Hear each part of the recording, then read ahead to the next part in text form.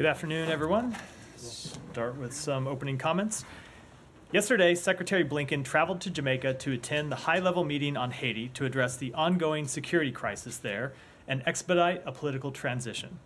The meeting in Jamaica was the culmination of months of intensive engagement with and among more than 39 Haitian stakeholders representing civil society, the private sector, political parties, and interfaith groups, as well as international partners, to bring an end to the violence and political stalemate plaguing Haiti. The Secretary thanks CARICOM for the key role played in this process, particularly Jamaica's Prime Minister Holness for his leadership on Haiti and for hosting the meeting, Guyanese President Ali, current chair of CARICOM, Barbados Prime Minister Motley, and members of the CARICOM Eminent Persons Group for helping to facilitate consensus. We welcome yesterday's announcement of a transitional governance structure in Haiti, which paves the way for a peaceful transition of power, continuity of governance, an action plan for near-term security, including the deployment of a multinational security support mission, and a pathway to free and fair elections. We commend Prime Minister Henry for his statesmanship in putting his country first and agreeing to step down when the Transitional Presidential Council is established.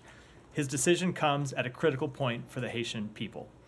The Secretary also thanks our international partners, Brazil, Canada, Mexico, France, and the UN for facilitating and supporting the meeting. During the meeting, Secretary Blinken announced an additional $33 million in humanitarian assistance for the people of Haiti, as well as an additional $100 million for the multinational security support mission. These are important first steps to achieving free and fair elections and providing the peace and security the Haitian people deserve. We recognize there is a great deal of work that remains to be done, and the United States is committed to continuing to support the people of Haiti. With that, Matt. Okay, thank you. So when exactly is this transitional council going to be formed? So under the terms of the agreement that was announced yesterday, we expect that the members of the transitional council will be appointed in the next 24 to 48 hours, and then they will take the step to appoint an interim prime minister in the near future after that. So when will Henry actually resign? Our expectation is that he would resign upon appointment of an interim prime minister. So the transitional council will be appointed first, then they will deliberate and appoint an interim prime minister. He would remain the prime minister until such point as there's an interim prime minister who takes the position. Is there any expectation that a transitional council, the membership of a transitional council will be agreed on anytime soon? And two, once it is, if it ever is, that they will be able to agree on a candidate for... So we expect that the members of the Presidential Transition Council will be appointed in the next 24 to 48 hours. That should happen in very short order. Yeah. And then I can't put a timeline on the appointment of an interim prime minister except to say that we expect it to happen in the near future. And this was the subject of conversation among Haitian stakeholders, including representatives of the organizations who will designate members to the Presidential Council and CARICOM. And it was the broad agreement among everyone, both the Haitian stakeholders and international stakeholders, that they would come to an agreement of an interim prime minister in the very near future. I don't know exactly when that will be, but we do expect it to happen without further delay. Do you guys have a deadline for when he has to step down, and maybe not in terms of when he steps down, but when the council has to make its decision? So it's not a question of a United States deadline, because this will be a Haitian-led process. But once this Haitian Transition Council is appointed, that is up for them to decide. But there is broad consensus among the organization. Let me just say, there are organizations that will be presenting members to sit on that council were all part of the meetings yesterday, and there was consensus among them that they should come to an agreement quickly. So we expect that that's what is going to happen. I, of course, can't predict the future, but that was the agreement of everyone involved in the meetings, that they would move quickly. You don't expect it to take months? I do not. Okay, and then in terms of what the U.S. is prepared to do to support both the humanitarian situation on the ground, you said the $33 million, then there was another $100 million for the MSF, is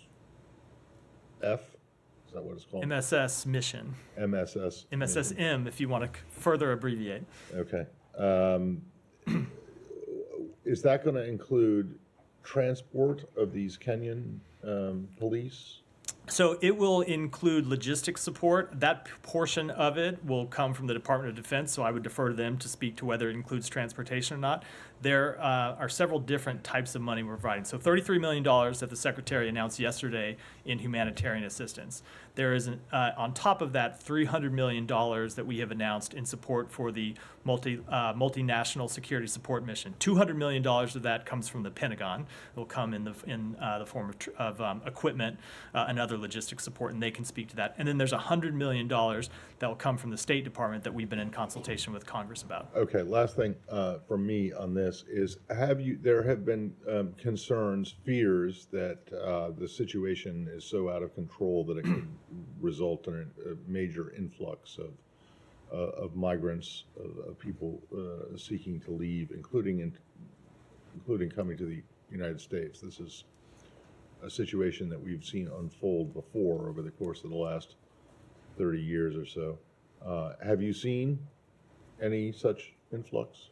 I do not have the latest. I would really defer to DHS to talk about the latest status of influx of migrants. But certainly we have seen a very unstable security situation, and we know that what often happens when you have an unstable security situation, as you reference in the question, is an increase in people attempting to flee the country and leave to other places.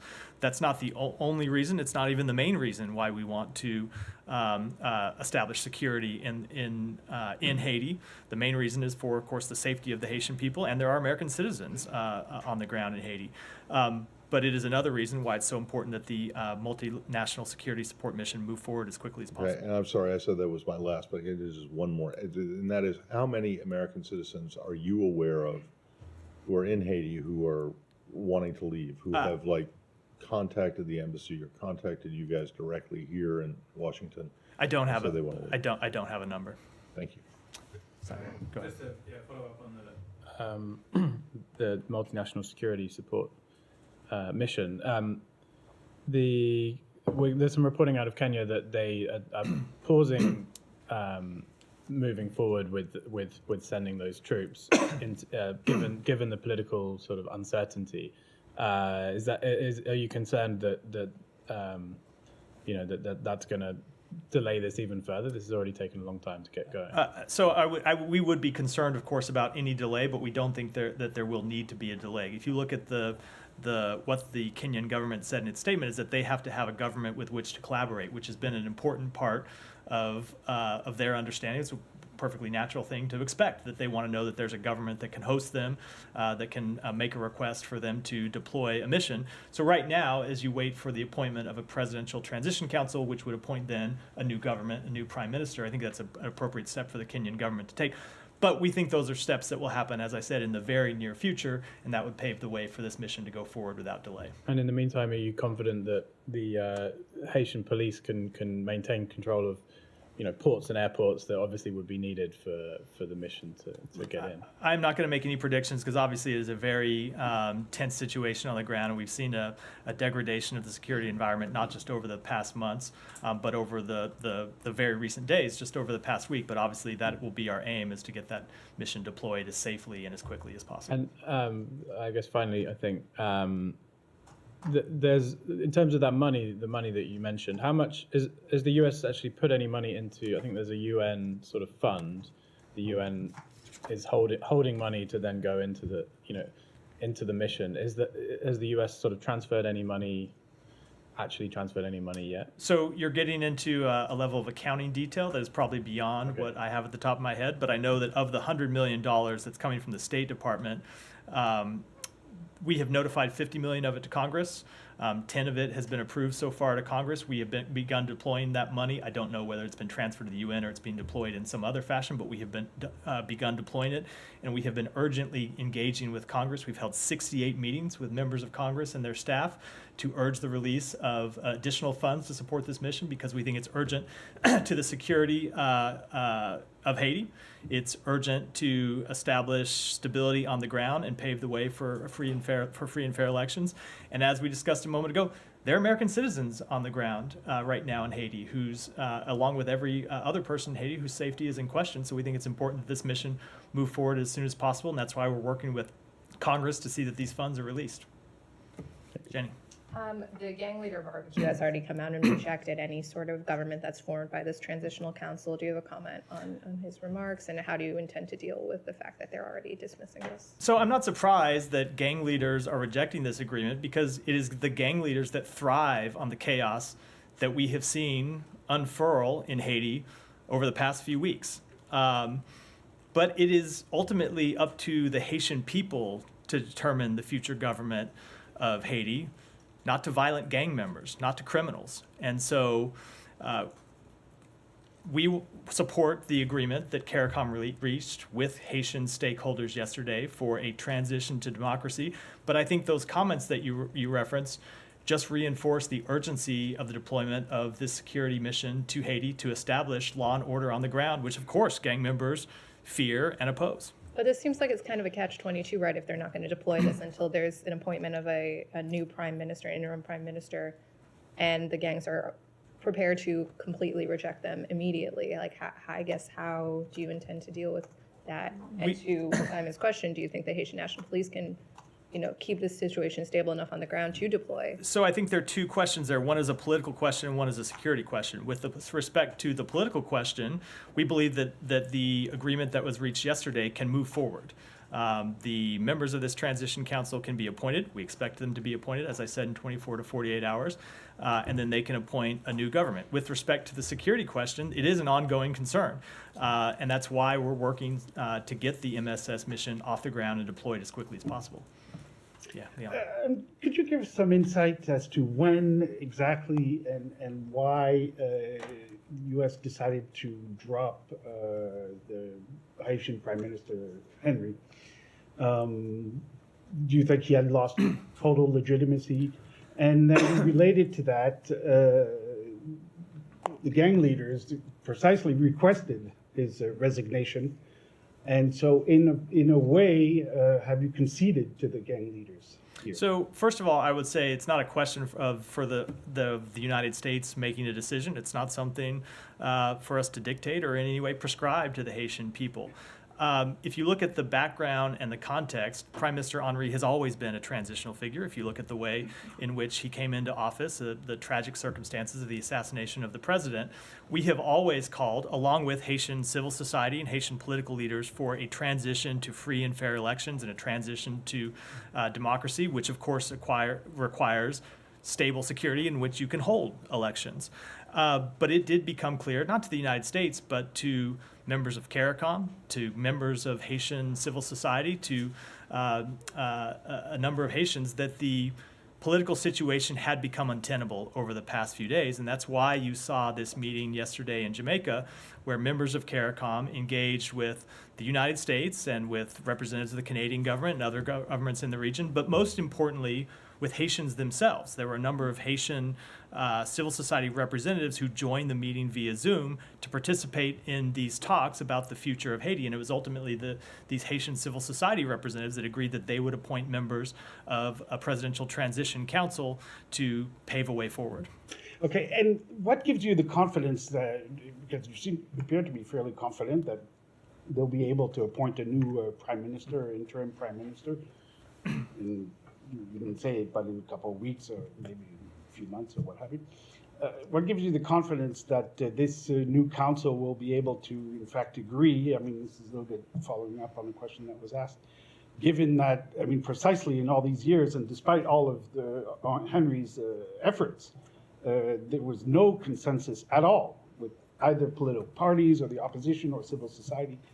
What do you think happened what gives you the confidence that this time around it's going to work? So again, I can't speak for the members of Haitian civil society and representatives of the Haitian people who will ultimately appoint the members of the Transitional Council, and I can't speak to what the members of the Transitional Council will do. Ultimately, these are decisions for Haiti to make and decisions that Haiti needs to make.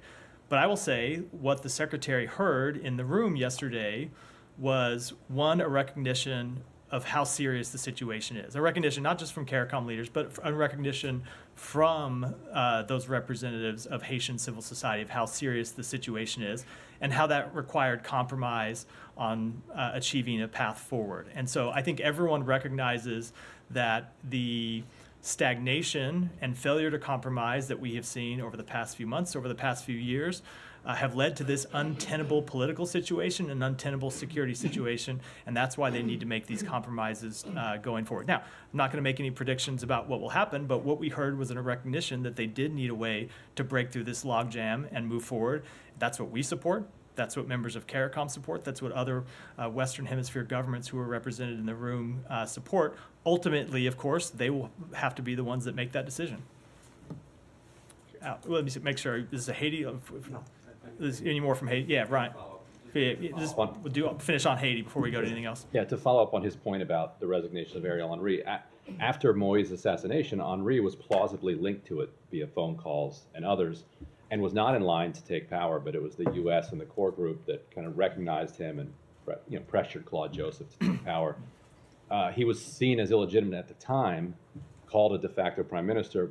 In retrospect, was it a mistake to have pushed Joseph aside or pushed anybody aside for Henri, given that Henri now, a couple years later, is out after a failed? So ultimately, that wasn't a decision for the United States, and what happens now is not a decision for the United States. The U.S. and the core group made the decision by recognizing it. We will continue. Our goal all along has been a transition to democracy and trying to achieve a stable security situation on the ground so that Haitian political leaders have the room to make the tough choices they need to make so they can transition to democracy and have free and fair elections that aren't marred by gang violence. So that was our goal when the president was assassinated. That continues to be our goal today. But ultimately, as I said, these are decisions that Haitians have to make, that the United States and other countries in the region, members of CARICOM and other countries, cannot make for them. They're decisions that ultimately they have to make. We will always make our decisions about when and how we can recognize governments, but when it comes to the disposition of governments in Haiti, those are questions for Haitians. But then why endorse a foreign intervention of troops from outside of Haiti to come in? Like in 2004, 2010, 2021, the State Department, the core group, got their way when it came to who would form the Haitian government. That's setting aside the occupations and invasions of the past. What makes you confident that this time it's going to work?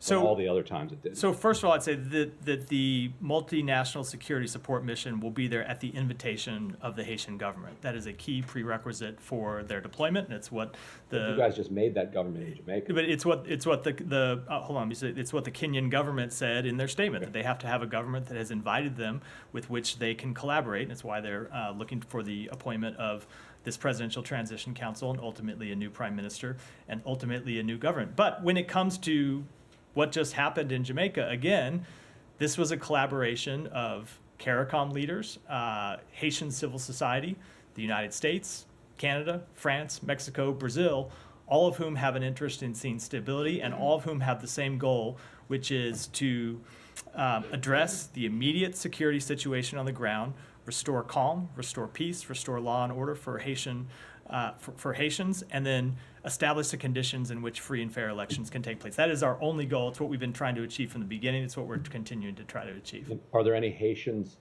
that the U.S. would not allow to come to power through that process? There's not a question of the United States allowing anyone to come to power. Ultimately, as I said, that is a question for the Haitian people. Okay. All right. Any more before we go? Any more on Haiti? Alex. Okay. Moving to Ukraine, a couple of questions. First, Russian media started claiming that portions of two Patriot systems have been destroyed in Ukraine. What do you know under what circumstances may have happened? I would defer to the Ukrainian government, the Ukrainian military to answer that question. There are also reports that administration is poised to announce a new package today, which will include attack munitions as well. We will have more to say about that in the very near future today. Two more on this. Just checking the clock. Very near future. Are you in a position to speak to a growing narrative in Europe in particular over, following Hungarian Prime Minister's trip to Mar-a-Lago, or the notion that cutting off, the funding will end the war? Funding will end the war. So obviously he's quoting former president. We don't have any confirmation from.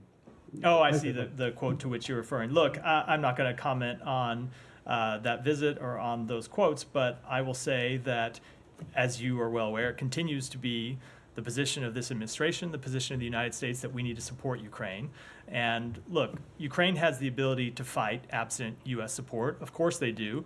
But I think we've seen, and you saw the director of the CIA testify to this before Congress yesterday, we have seen Ukraine suffer battlefield losses in recent weeks that either they would not have suffered or would not have been as severe if they had had the U.S. support, the U.S. ammunition that we have committed to provide them, and that they will continue to suffer additional losses over the coming year if Congress doesn't act and support Ukraine. So we will continue to call on Congress to pass the president's supplemental request because we think it is important that we stand up to Russia's aggression and support Ukraine in its defense of its territory. There are, some calls on the hill. Some folks are entertaining narrative that converting aid requests to loan might, address the problem issue. Where are you standing on that? We do not think that saddling Ukraine with billions of dollars of foreign debt when it is trying to revive its economy, which ultimately is the best way for it to stand on its own feet, on 2 feet, and defend itself without aid from other countries, is an appropriate step at this time. Now, about Russia as well. So have you guys One more, and then I'm going to move on. Thanks so much. Have you guys responded to Russia since last week? Since they called in the ambassador and they claimed that the U.S. is intended to meddle in their internal affairs, and they even threatened to expel some U.S. diplomats. Any response to that? No, obviously, I don't have any response to those reports of potential expulsions other than that they would be completely unfounded, unnecessary, and inappropriate. Go ahead. Thank you, Matt. I apologize to you and to everyone in this room for walking in late. You don't need to apologize for that. No. I have a question. If you're apologizing for that, there are a lot of other people that owe me and the members of this room apologies, but I don't think it's necessary. Barging in, I should be waiting and sitting and getting ready. Anyway, on UNRWA, if I may. Yeah. The Harris reported that Israel is moving to dismantle UNRWA without replacement body to manage aid for Palestinians in Gaza. And it says while the Israeli army plans to fully dismantle the UN agency in order to undermine Hamas's civilian rule in Gaza, including through a slander campaign, it's unclear which organization will assume its responsibility. Are you aware of this report, first of all? I'm aware of the report. When it comes to UNRWA, our position has not changed. As you know, we have paused our funding while the investigations are ongoing, and we have been exploring ways to continue to deliver humanitarian assistance through other partners on the ground, UNICEF, the World Food Program. But right now, UNRWA plays a critical role in delivering humanitarian assistance to Palestinian civilians that no other agency is positioned to assume. Okay, but if in the event, I know you may say this is hypothetical, but in the event that this comes to light, that Israel actually is taking steps to dismantle UNRWA, will the United States have a position, a contrary position, or a position to say, stop this dismantling? So first of all, I would say that I don't think it's news that Israel has had issues with UNRWA. Those predate October 7th. They go back many, many years, yes, as I know you are well aware.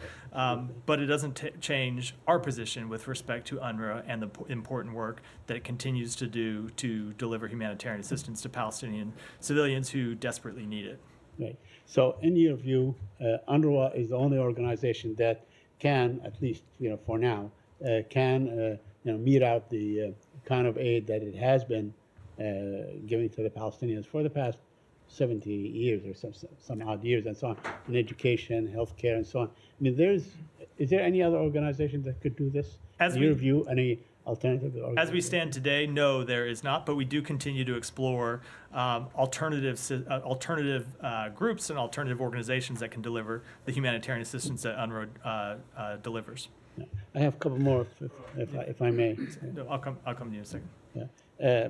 There's also reports on that the Israelis have tortured detainees, Palestinian detainees in Gaza. Are you aware of such reports? I have seen those. I have seen those reports. I don't have no way to verify them, but of course we would expect Israel to treat any detainees consistent with the rule of law, consistent with international humanitarian law. Yeah, but also, the Israelis themselves, Israeli soldiers themselves, are basically posting videos showing that they're holding groups of Palestinian detainees, even in the West Bank, dragging them like cattle and so on. Have you seen? I have, and again, we expect them to treat any detainees consistent with international humanitarian law. Thank you. Simon, go ahead. Just wanted to drill down on you. You said you're exploring alternative options for getting aid into Gaza. Does that mean the U.S. has decided that UNRWA is not the organization No. for the future? No, this is something I've spoke to before when I've been asked about the fact that the supplemental request that passed the Senate contained a prohibition on funding for UNRWA. So we have to plan for the fact that Congress may. Well, let me back up and say we obviously have a pause in place with funding for UNRWA right now. We have to plan for the fact that Congress may make that pause permanent. I don't know that that's going to happen, and we haven't made any determinations with respect to what the administration will do because we're waiting on the UN investigation. But just as part of prudent planning, we have to plan for all possible alternatives, and so we have been exploring dealing with other humanitarian agencies that could deliver humanitarian assistance. But in the event, I know you're probably going to say this is a hypothetical, but I think that you are raising a pretty stark possibility that the main aid organization delivering aid to Palestinians at this time of extreme need is losing perhaps permanently its main funder. You said the U.S. has given $300 to $400 million a year to UNRWA. I think you're historically the biggest funder Correct. of this organization, right? So if you're sort of willing to live in a universe where UNRWA doesn't get U.S. funding, that seems to be basically an admission that Israel, which obviously seems to want to delegitimize UNRWA, has succeeded. So first of all, I think let's not get ahead of several things that have not yet happened. One, the investigation that the United Nations is conducting that still is ongoing. Two is whatever Congress may do. I've just said, as we have said before, that it is prudent for us to plan for all possible scenarios. I don't think if we get to a place where Congress has banned funding, you would want to look back and say, you would be asking me questions, why didn't you do anything to plan for this when one House of Congress has already passed a ban on funding? You would have very legitimate questions about why we hadn't planned for that. So we plan for all eventual outcomes. That doesn't mean that it's the outcome that we expect will happen. It may be that that there are different paths that unfold before us, but we just have to plan to be prudent to make sure there is no suspension of this humanitarian assistance to the Palestinian people because we know they desperately need it, and we are committed to delivering it. Jen, go back. An Israeli-American hostage was declared dead today by the IDF, Itai Chen. Do you have any comment on that? So the president put out a statement on this already. I'm sure you saw. I will just say on behalf of the State Department and everyone that works here, including Secretary Blinken, that we pass on our deepest condolences to the family. Secretary Blinken has met with his family on a number of occasions. He's heard their story. He knows how much they were hoping to bring him home. We were hoping to bring him home too, and so we offer our deepest condolences to his family for this horrific loss.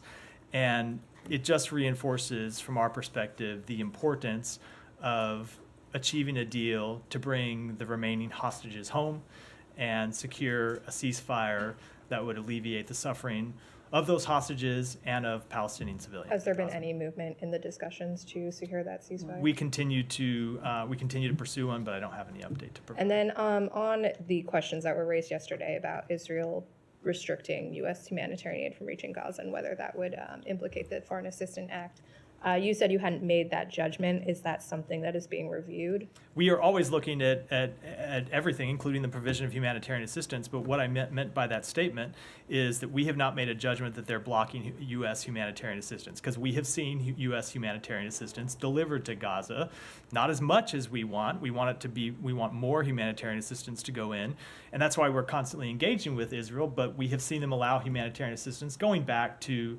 the time period, 2 weeks shortly after October 7th, and it's been ongoing, but not enough. And that's why we're engaged with them on an ongoing basis at the most senior levels on the need to do more. Do you assess they've blocked other humanitarian aid, though, that isn't U.S. provided, UN? I just don't have WFP? I don't have an assessment. Obviously, there are times that there's humanitarian assistance that they don't allow to go in. That may be for logistical reasons. It may be for a dispute over whether something is a dual-use good, and there's sometimes that they have a position that we disagree with, and we try to resolve that to the best of our ability. And has any aid gone in from this new northern crossing that was floated last week by an administration official? I will let that Israel. open? I will let Israel speak to that. They have committed to us that they will open additional crossings to allow aid to go in, and I'll let them speak to the specifics. To stay on that subject, the EU top diplomat, Borrell, in his speech at the UN today, the Security Council, basically accused Israel of using food as a weapon of war, saying that, that's what Russia was accused of in Ukraine, weaponizing food, and Israel basically, by blocking aid, and forcing everyone to find alternate routes, like you are with the airdrops, the maritime and all that, by blocking the entrance of enough aid, is basically using food as a weapon of war.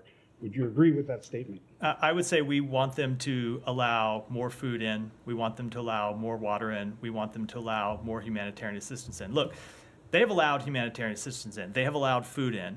But in our judgment, it hasn't been enough. And we saw that, the whole world saw that incredibly starkly almost 2 weeks ago when we saw that horrible scene in northern Gaza, which is why you've seen us not just weigh in with the government of Israel as we have been doing, but to begin delivering humanitarian assistance ourselves through airdrops and begin work on a maritime option to deliver a large amount of humanitarian assistance in over the sea. But none of that changes our fundamental baseline position, which is that the majority of aid needs to go in through the land crossings into Gaza, and there needs to be much more of it than has been going in now. Now, that said, over the past week, 10 days, we have seen a fairly significant increase in the amount of aid that is going in. Now, that's partly because aid was at such low levels in February. It had gotten to the point where an incredibly low amount, not nearly enough, was getting in for a variety of reasons. And now we've seen an increase that is substantial, but it's still not enough, and we want to see much more. So precisely, you said there's this increase. So basically, fortunately, it's not a game, so it's not the right word, but they're playing around with aid, opening, closing. So again, to my question, would you agree with the comment that Israel is using food as a weapon of war? So we have seen a number of barriers erected, and sometimes those are logistical barriers. Sometimes they're hurdles that are imposed not by the government of Israel, but for example, you've seen protesters that have showed up, and the government of Israel has intervened to prevent protesters from blocking the delivery of aid, but then those protesters have moved to other locations. Instead of blocking the gate, they move it to a screening location, or they move to a road that trucks are delivering in. So there are a number of hurdles that have popped up that slowed down the delivery of assistance of aid, including especially in February, that we have had to work through and that we have been urging the government of Israel to work through. But ultimately, it doesn't change the bottom line conclusion, which is not enough aid has gone in, and the government of Israel needs to do more. I may just follow on this Side- one very quickly. Go ahead, and then Michelle, Yeah, come to you. very quickly. Eyewitnesses who are leaving Gaza, some people leave Gaza, are saying that upon departure they see, 45-minute drive of trucks that are stopped, not going anywhere before Rafah. Could there be anything that can be done? I mean, could there be anything that the United States, let's say, could influence Egypt or Israel? There are a number of things that can be done. There are improvements to the screening process that need to happen. There are improvements to the distribution process inside Gaza, which at times has been partly responsible for the backlog outside Gaza, because trucks that enter Gaza obviously need to have somewhere to go. And if the warehouses are full, they don't have anywhere to offload their cargo. And the warehouses were full for some time because they couldn't distribute it inside Gaza. So there are a number of different issues that have to be worked through, and that's what we've been attempting to do. Michelle. Thank you. Israeli Minister Itamar Ben-Gvir asked the Israeli Defense Minister to immediately attack Lebanon. He reportedly said we have to start responding, attacking war now. Do you have any reaction to that? So we have consistently urged everyone in that conflict not to escalate. We have consistently pursued a diplomatic resolution to the concerns that Israel has and to the concerns that Lebanese civilians have both Israeli civilians and Lebanese civilians don't feel safe returning to their respective homes.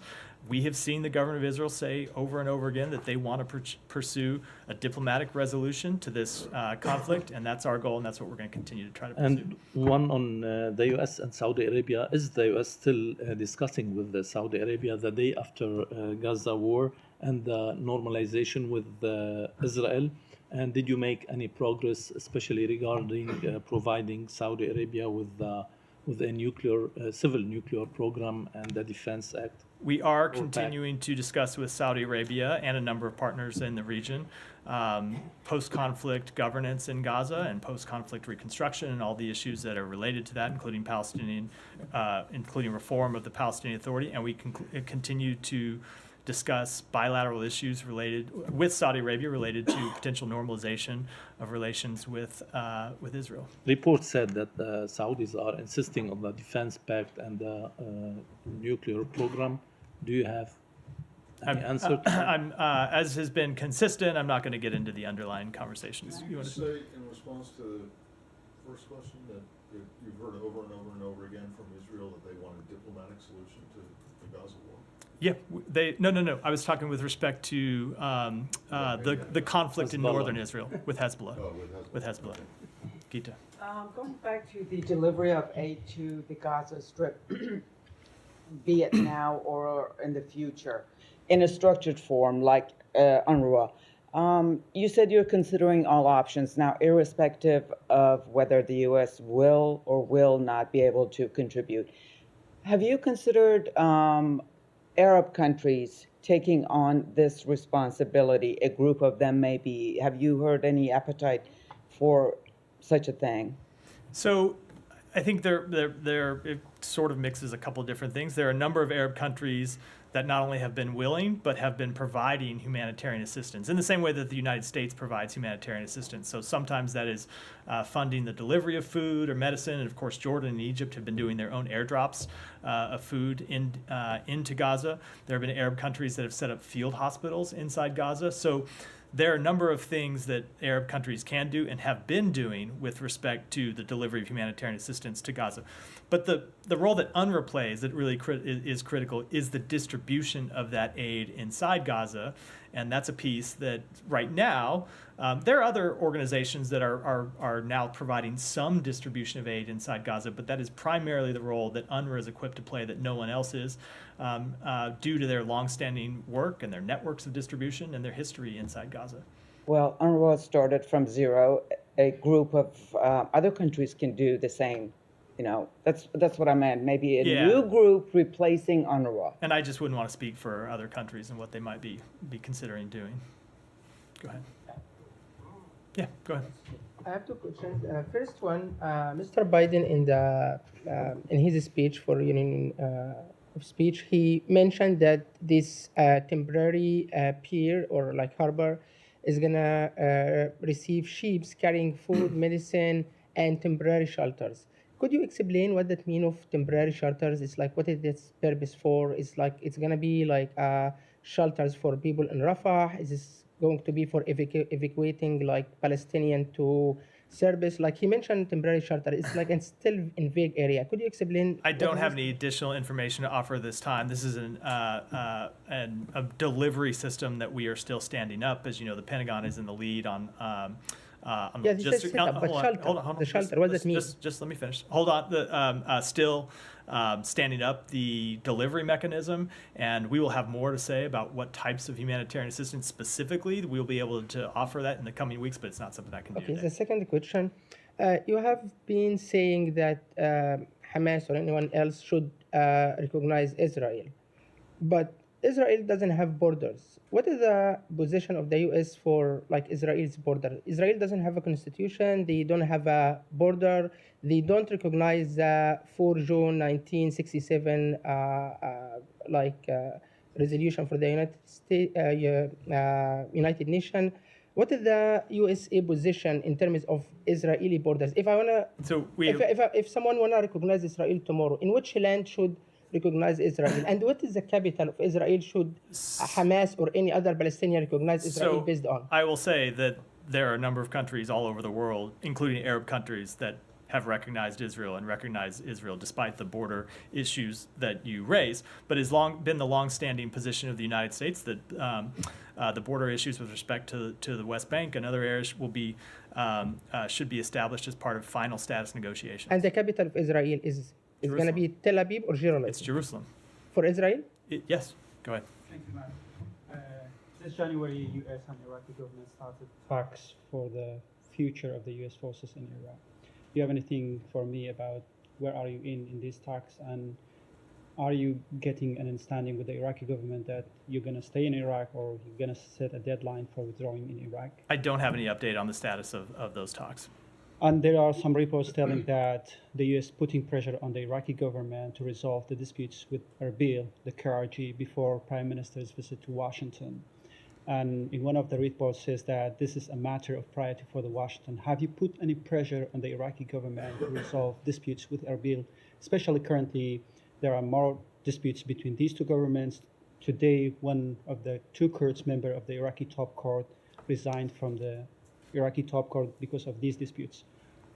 What engagements do you have? Are you putting more pressure on Iraqi government to resolve these disputes before Prime Minister's visit? So we have long wanted to see those disputes resolved amicably, but I don't have any engagements to read out in specific. Go ahead. Thank you, Matt.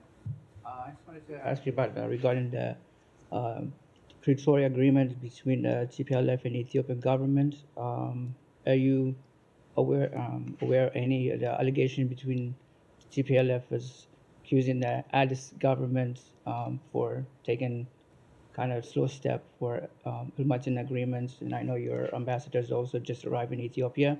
What's your assessments on agreements, and what is the overall what the African Union initiative is taking place, which is they're going to have a meeting. They have not set the date, but what's your statement on that, and what's your concern? The TPLF is accusing the Addis government for taking slow steps on the agreement. Let me take that back and get you a specific comment. Thank you. There was a prisoner swap recently between the U.S. and the Taliban government. How many more U.S. citizens are in Taliban's custody, and what's the update on Mahmoud Shah Habibi, a U.S. citizen? He's in Taliban's custody since 20 months. And second question. So what's the prisoner swap to which you're referring? It was about 1 or 2 months ago. Are you Al Arabiya said that Taliban released a U.S. citizen in exchange of a senior member of the Taliban. So it was. I think you're referencing some. There were 2 Afghan nationals who were in Oman who were released that were sent from Guantanamo Bay that were released.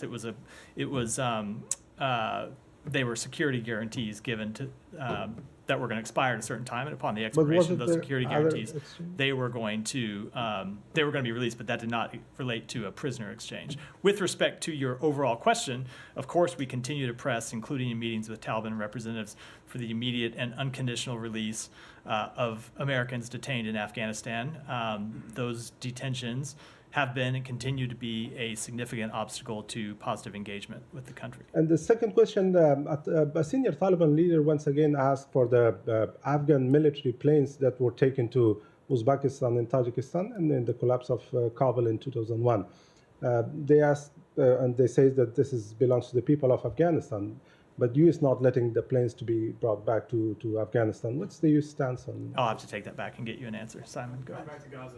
Yeah. The BBC reported yesterday regarding some medical staff from the Nasser hospital in Khan Yunis. They've interviewed 3 doctors or three members of the staff at that hospital who've given detailed accounts of their detention by Israeli authorities. They told the BBC they were humiliated, beaten, doused with cold water, forced to kneel in uncomfortable positions for hours. One was set upon by a dog. I'm wondering, is that one of these specific cases that you would raise with the Israeli government? I have only seen the report. I don't know that if we have raised it, but I would expect that we would. It is the type of cases that we often raise with them to seek more information and to make clear, as we always have, that any detainee should be treated in strict compliance with international humanitarian law. And more broadly, there was also last week a report out of UNRWA about the treatment of UNRWA staff who had been detained by Israeli authorities. So there's sort of piling up allegations, and there's a lot of these accounts are quite similar, right? The treatment of, I guess these tend to be men who are detained, presumably on suspicion of being part of Hamas. But given there are numerous of these allegations coming from different places with similar accounts, are you concerned? Are you able to establish from that there might be a pattern here, and is that something that's... Well, I'd say, first of all, that any detainee ought to be treated in compliance with international humanitarian law. That's what we have impressed upon the Israeli government. And we have seen the IDF come out and make statements to the same effect, to say that they are a professional military. They expect all of their soldiers to behave consistent with their rules of engagement, consistent with the laws of war. And if people make mistakes, they will be disciplined, and we will continue to impress upon them that that's our expectation. Are you aware of any cases where Israeli troops have been disciplined for mistreating prisoners? I am aware of cases, I don't know specifically with respect to prisoners, but I know that we recently raised with them an incident where Israeli soldiers were filming themselves inside a mosque inappropriately, and the IDF told us that they were investigating, and if appropriate, there would be accountability and discipline. But that's a case where there's video evidence. They showed their faces in the video. Yeah, right? correct. But it doesn't change what we think the standard ought to be, which is if there are allegations that are substantiated, there ought to be accountability. That's true for the Israeli military. It should be for the United States military and any military anywhere in the world. Go there, and we'll wrap up for the day. President Biden a couple of days ago, stated that any attack on the city of Rafah is a red line for himself. But just one day after, President Biden's statement on Rafah, Israel Prime Minister Netanyahu said that he has still intentions to, go for Rafah. So, what is your reaction to Netanyahu's statement? I'm not going to expand on what the president said or respond specifically to what the prime minister said, other than it has been our clear expectation that before any assault on Rafah proceeds, that the government of Israel needs to develop a plan to deal with the well more than 1 million Palestinians who are there, many of them displaced, and that they have a credible and implementable humanitarian assistance plan. And as of today, we have not yet seen such a plan. With that, we'll wrap for the day. Thanks, everyone.